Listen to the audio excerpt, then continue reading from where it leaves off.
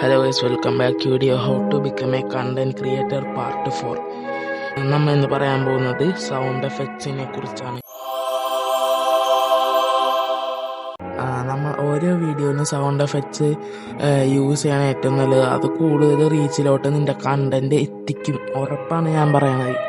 അപ്പോൾ നിങ്ങൾക്ക് പാക്ക് വേണമെങ്കിൽ നിങ്ങൾ സബ്സ്ക്രൈബ് ചെയ്ത് വെച്ചോ. പാർട്ട് 5 ഞാൻ തരുന്നതാണ്.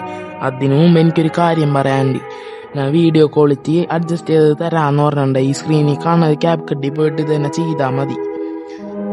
അപ്പം പറഞ്ഞ പോലെ നമ്മളെ ഈ സൗണ്ട് എഫക്ട്സൊക്കെ വെച്ച് കറക്റ്റ് ആ സീന് ചേരണത് തന്നെ വെച്ചാൽ നിങ്ങൾക്ക് ഉറപ്പായിട്ട് റീച്ച് കിട്ടും. സൗണ്ടൊക്കെയാണ് മെയിൻ.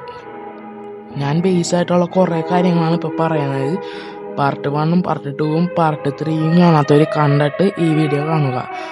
സ്റ്റെപ്പ് ബൈ സ്റ്റെപ്പായിട്ടാണ് ഞാൻ പറയുന്നത്. അപ്പോൾ പാർട്ട് 5 കാണാം ബാക്കി.